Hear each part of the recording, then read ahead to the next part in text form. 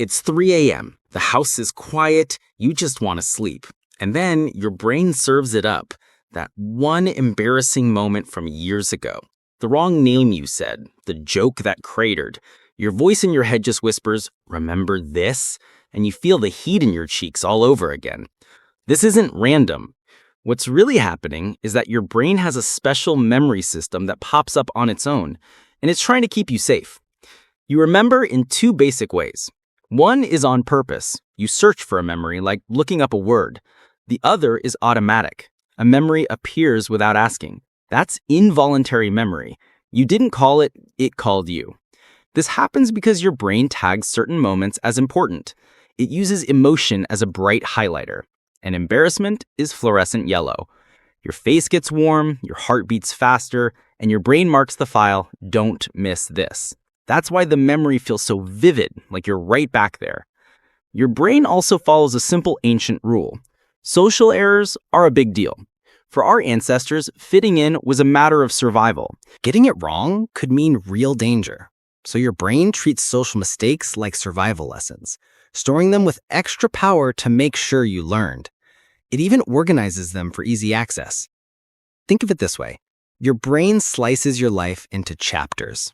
A doorway, a change of scene, a surprise. These are all chapter breaks. Embarrassment is both a surprise and a broken rule. So it becomes a chapter boundary. And chapter boundaries are easy for your brain to find later. If the moment felt unresolved, no fix, no repair, your brain keeps it on a to-review list. It's like a browser tab left open, pulling at your attention. But here's the twist. This isn't really about the words you said. It's about safety. Your brain is replaying the moment so you can practice a better move next time. That feeling is a signal that says, let's rehearse. It's mental practice, not a self-attack. It just feels that way because the physical sensations, the tight chest, the hot cheeks, are saved in the same file. When the memory opens, the feeling loads too, tricking you into thinking you're in danger now, even when you're safe in bed. So these memories aren't random. They're prioritized. But what pulls them up at 3 a.m. or in the shower? One big reason is what's called a low-load window. When your brain isn't busy, it stops actively holding down straight thoughts. Imagine your mind is a pool. When you stop splashing around, things that were submerged begin to rise to the surface. In those quiet moments, your brain's guard relaxes, and those to-review memories just float up. It also happens when you switch from a task to nothing, like closing your laptop for the night. There's leftover mental energy, and your attention lets go. The next most emotionally charged item in your brain gets a turn. Embarrassing memories carry a lot of charge, so they often win the slot. And sometimes tiny, unnoticed cues press play. A smell that was in the room, a similar tone of voice. You don't consciously notice the cue, but your memory network does. It sees a familiar pattern, and up comes the scene. That's why it can feel so out of the blue, even when your brain saw a perfect match.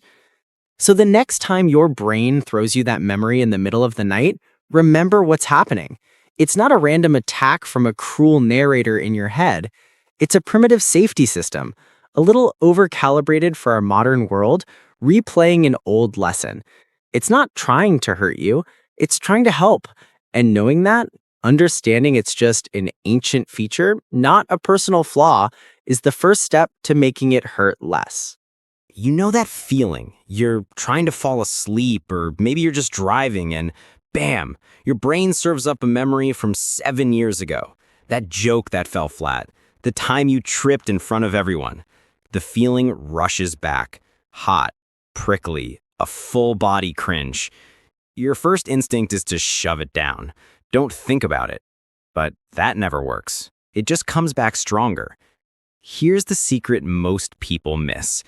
Every time that memory surfaces, it's not just attacking you.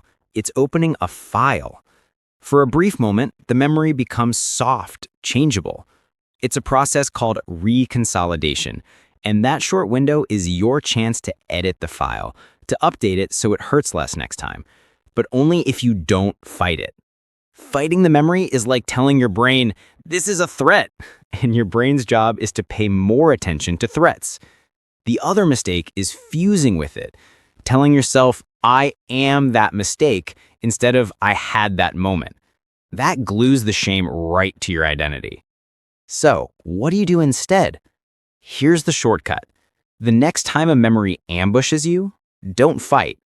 Label. First, say to yourself, involuntary memory arising. That simple tag tells your brain you didn't choose this. It lowers the blame. Then, name the emotion, feeling embarrassment or feeling shame. Just naming it switches on the regulatory part of your brain, creating a little bit of space. It's the difference between being in the storm and watching it from a window. One student used this for a memory of a joke that no one laughed at. He'd spiral nightly. Then he tried it. Involuntary memory arising. Slow breath, feeling embarrassment. He said his body just eased. The scene was still there, but he was watching it on his screen, not living inside it.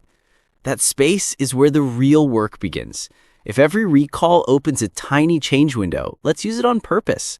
This isn't about erasing the memory. It's about turning the splinter into a lesson.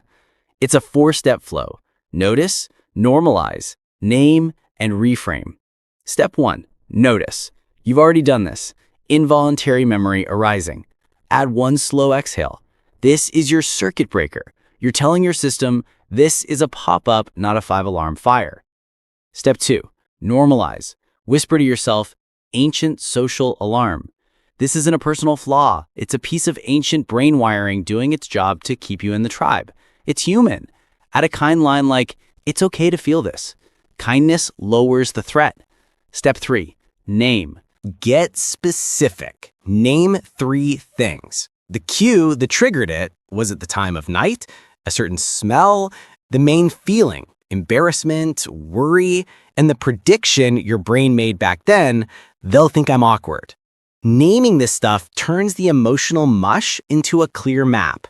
Step 4, reframe. This is the crucial update. Ask yourself, what skill is my brain trying to rehearse here? And turn it into one tiny rule for the future. Not a life makeover, just a nudge. For the student with the bad joke, the rule was, next time, pause 1 beat to read the room. That's it. Now you have to save the update. Close your eyes for 60 seconds, replay the same scene in your mind, but this time you use your new rule. Visualize yourself pausing for that 1 beat. Feel the easier outcome. The faces are softer, your body is calmer. Then exhale and say to yourself, update saved. You've just used the reconsolidation window to store a calmer, wiser version of the memory. Over time, something shifts. The pop-ups get softer, then less frequent. The memory stops feeling like a bully ambushing you in the dark. It starts to feel like a note from your future self, offering a tiny piece of code for the next time.